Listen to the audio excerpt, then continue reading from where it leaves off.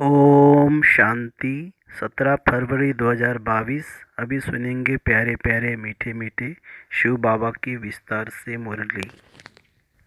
मीठे बच्चे, सिर पर विकर्मों का बोझा बहुत है, इसलिए अब तक शारीरिक बीमारियां आदि आती है। जब कर्मातीत बनेंगे तो कर्म भोग चुक्त हो जाएंगे।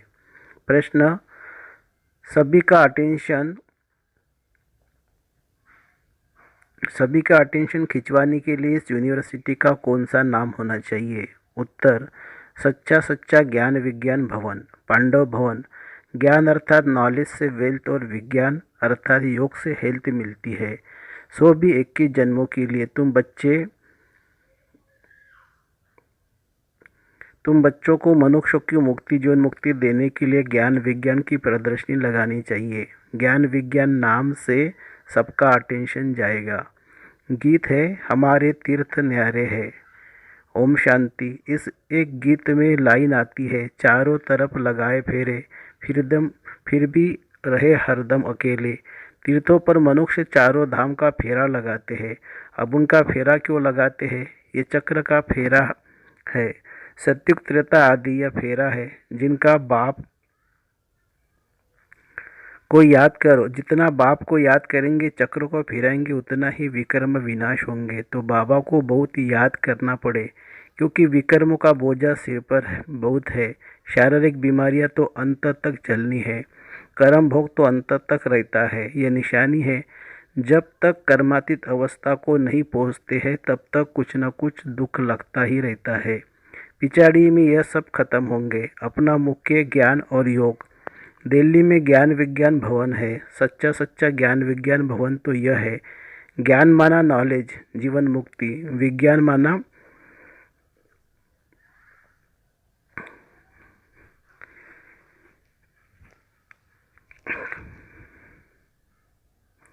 माना मुक्ति। योग को विज्ञान कहा जाता है। विज्ञान से मुक्ति, ज्ञान से जीवन मुक्ति। तो ज्ञान विज्ञान भवन यह उनको समझानी भी देनी पड़े तो ज्ञान विज्ञान की प्रदर्शनी होनी चाहिए। उस ज्ञान विज्ञान भवन में तो सभी मनुष्य और फॉरेनर्स आदि आकर के भारत का यह सहज योग और ज्ञान समझे। मनुष्य तो परमात्मा को सर्वव्यापी कहते हैं। जैसे हम लिखते हैं रियल गीता, वैसे लिखना पड़े ज्ञान विज्ञान भवन। बाबा डायरेक्शन देते कि रियल ज्ञान विज्ञान भवन पांडव भवन नाम लगा दो तो क्लियर हो जाएगा।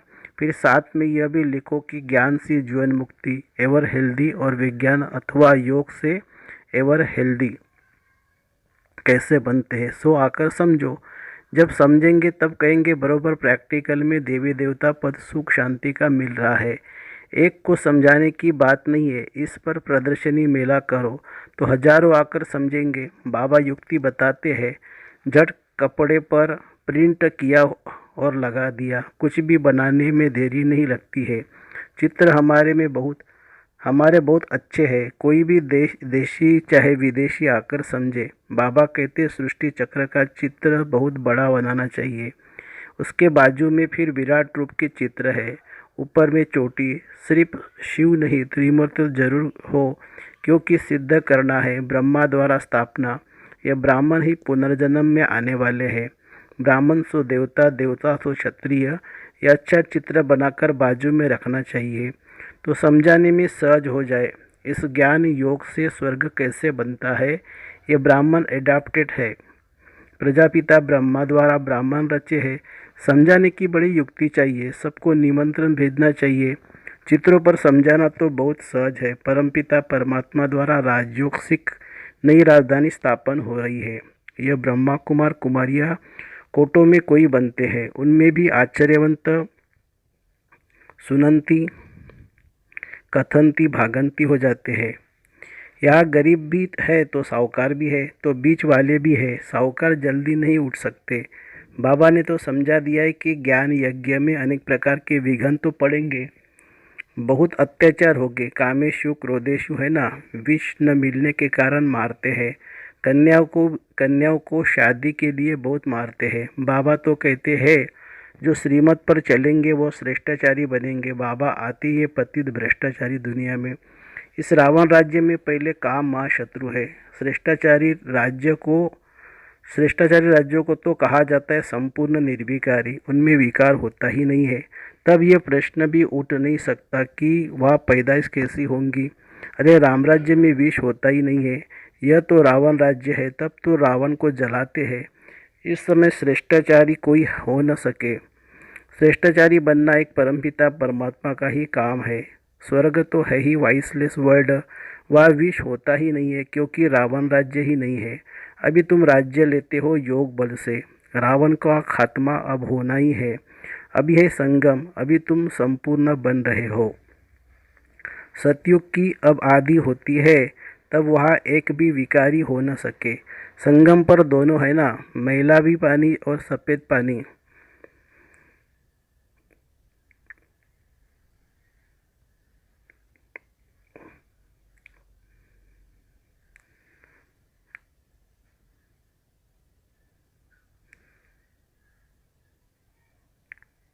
अभी तुम राज्य भाग्य, योग बल से रावण का खात्मा अब होना ही है। अभी है संगम, अभी तुम संपूर्ण बन रहे हो। सतयुग की जब आदि होती है, तब वहाँ एक भी विकारी हो न सके। संगम पर दोनों है ना, मैला पानी भी और सफ़ेद पानी भी, उनका ही संगम कहा जाता है। मैला जब जाएगा तो फिर देखने में भी नहीं आएगा। तो अभी दुनिया का भी संगम है, आत्मा और परमात्मा का यह है संगम। बाकी नदी और सागर का संगम तो परंपरा से चला ही आता है, नदी तो सागर में ही पड़ेगी। बाकी पानी का फर्क तो होता ही है। बाप के सिवाय कोई भी मनुष्य त्रिकालदर्शी त्रिलोकीनाथ बना नहीं सकता। त्रिकालदर्शी और त्रिलोकीनाथ तुम ही बनते हो। कृष्ण को भी नहीं कह सकते हैं। त्रिलोकीनाथ तीनों कालों को जानने वाला एक ही है। त्रिलोकीनाथ त्रिकालदर्शी सिवाय परमपिता परमात्मा के दूसरा कोई होता नहीं। लक्ष्मी नारायण को तो तीनों लोकों का अथवा तीनों कालों का ज्ञान ही नहीं है, आदि मध्य अंत का भी ज्ञान नहीं है। अभी तो हमारे पास सारा ज्ञान है, त्रिलोकी का भी ज्ञान है। तो जो बाबा का टाइटल है वह ब्राह्मणों का भी मिल सकता है, देवताओं को ही यह ज्ञान नहीं है। तुम बहुत ऊंच हो। जो बच्चे अपने को त्रिलोकीनाथ त्रिकालदर्शी समझते हैं, वह तो दूसरों को आसमान बनाने में बिजी होंगे। सबको निमंत्रण सबको निमंत्रण देना चाहिए। हर धर्म वालों को लिखना चाहिए कि ज्ञान विज्ञान से हेल्थ वेल्थ कैसे मिलती है, आकर समझो। दिल्ली में ज्ञान विज्ञान भवन में भी यह चीज़ हो तो फिर फॉरेनर्स आकर नॉलेज लेवे। आखिर अंत में तो सबको समझना ही है, विनाश भी अवश्य होना ही है। तो क्यों नहीं बाबा को याद करे तो विकर्म भी विनाश हो। और जितनी जितनी आत्मा शुद्ध होती जाएगी उतना पद भी उच्च मिलेगा। सारा मदार है ज्ञान और विज्ञान पर। मुक्ति धाम में रहने वाले योग ही पसंद करेंगे, उन्हों की आत्मा में पाठ ही ऐसा है। और देवी देवता धर्म वाले नॉलेज को ही पसंद करेंगे। तुम बच्चों को दिन प्रतिदिन उन्नति होती जाती है। तुम ऊपर जाते रहते हो, वह नीचे गिरते रहते हैं। तुम्हारी है चढ़ती कला और सबकी है उतरती कला। सबको वापिस जाना है, वह तो कॉमन बात है। बाकी वर्षा लेना यह भी समझते हैं। कलब पहले जो जिसने पद पाया है, जिस प्रकार से पाया है, वह सब साक्षी होकर देखते रहते हैं। आएंगे तो बहुत, दिन प्रतिदिन युक्तियाँ भी अच्छी अच्छी निकलती रहती है। ज्ञान विज्ञान भवन नाम और अच्छे अच्छे चित्र हो। दुनिया में तो बहुत फालतू चित्र है, कोई टेढ़े, बाकी कृष्ण के ऐसे आर्ट के चित्र बना देते हैं। तुम्हें उसकी दरकार ही नहीं है। वह देवताएं डांस करते हैं, वह तो खुशी में खेलपाल करते हैं। यह आर्ट आदि तो यहाँ का रिवाज है। वहाँ तो प्रिंस प्रिंसेस खेलते हैं, बाइस्कोप आदि वहाँ कुछ भी नहीं है। इन सब बातों को तुम यहाँ ही जानते हो। बाप को भी तुम ही पहचानते हो। मनुष्य की बुद्धि में थोड़ी बैठता है कि यह कौन है, क्योंकि नाम सुना है श्री कृष्ण का, चित्र का भी फर्स्ट क्लास है। नाम ही है श्याम सुंदर। काम चिता पर बैठते हैं तो श्याम बन जाते हैं। ज्ञान चिता पर बैठने से फिर आधा कल्प गोरे बन जाते हैं। बुद्धि में आना चाहिए तो सतयुग में 21 जन्म सुंदर थे, फिर काम चिता पर बैठ भिन्न नाम रूप में आकर श्याम बने हैं। वो लोग समझ नहीं सकते हैं तो काला क्यों किया है। तुम तो जानते हो, अब कैसे समझाए किसका चित्र है। श्याम और सुंदर इनको ही कहे, ऐसे नहीं। रामचंद्र को भी श्याम सुंदर कहते हैं। उनका काला क्यों किया है यह समझते नहीं है। इस समय सब काले ही काले हैं, यह समझने की बातें हैं, बहुत अच्छी है। परंतु जब अच्छी रीति कोई समझे, प्रदर्शनी में सीखने का चांस बहुत अच्छा है। हो सकता है अच्छी अच्छी बच्चियां मैदान में आ जाए, बाकी दूसरे सीखते रहते। निमंत्रण तो सबको देना है, भल कोई गाली दे, गालियां तो संगम पर खानी ही है।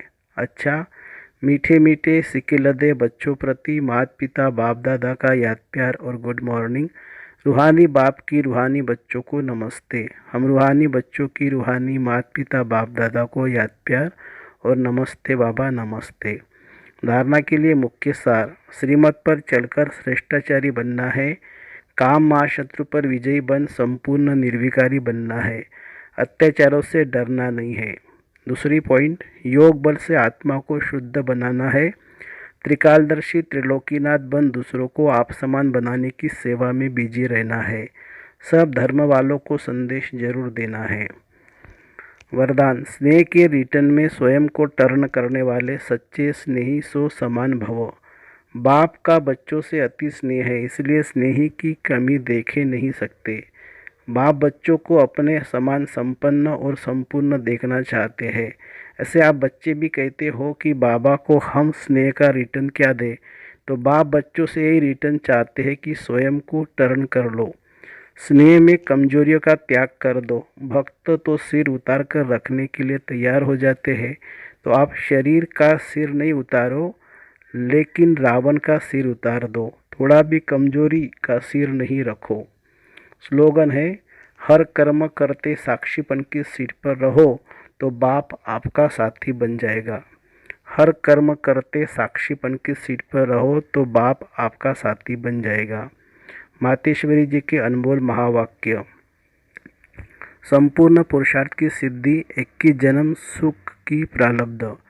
देखो, परमात्मा के साथ इतना संपूर्ण संबंध जोड़ना है जो 21 जन्मों के लिए सुख प्राप्त हो जावे, यह है पुरुषार्थ की सिद्धि। परंतु 21 जन्म का नाम सुन ठंडे मत पड़ जाना। 21 जन्मों के लिए इतना इसी समय पुरुषार्थ भी करे, फिर भी 21 जन्मों के बाद गिरना ही है, तो सिद्धि क्या हुई। परंतु ड्रामा के अंदर आत्माओं की जितनी सर्वोत्तम सिद्धि मुकर्रर है वो तो मिलेगी ना। बाप तो आए हमें संपूर्ण स्टेज पर पहुंचा देते हैं, परंतु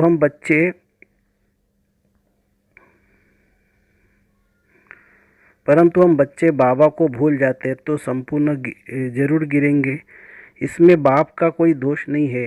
अब कमी हुई है तो हम बच्चों की सतयुग त्रेता का सारा सुख इस जन्म के पुरुषार्थ पर आधार रखता है, तो क्यों न संपूर्ण पुरुषार्थ कर अपना सर्वोत्तम पाठ बजाए और अच्छे से अच्छा पुरुषार्थ कर पूरा वर्षा लेवे। पुरुषार्थ मनुष्य सदा सुख के लिए ही करता है, सुख दुख से न्यारे होने के लिए कोई पुरुषार्थ नहीं करता। वो तो ड्रामा के अंत में परमात्मा आए, सभी आत्माओं को सजा दे, पवित्र बनाए, पाड़ से मुक्त करेंगे। यह तो परमात्मा का कार्य है, वो अपनी मुकर्रर समय पर आप ही आकर बताते हैं। अब जब आत्माओं को फिर भी पाठ में आना ही पड़ेगा तो क्यों न अच्छा पुरुषार्थ कर सर्वोत्तम पाठ बजाए। अच्छा, ओम शांति शांति शांति। शुक्रिया बाबा, शुक्रिया, thank you Baba, thank you.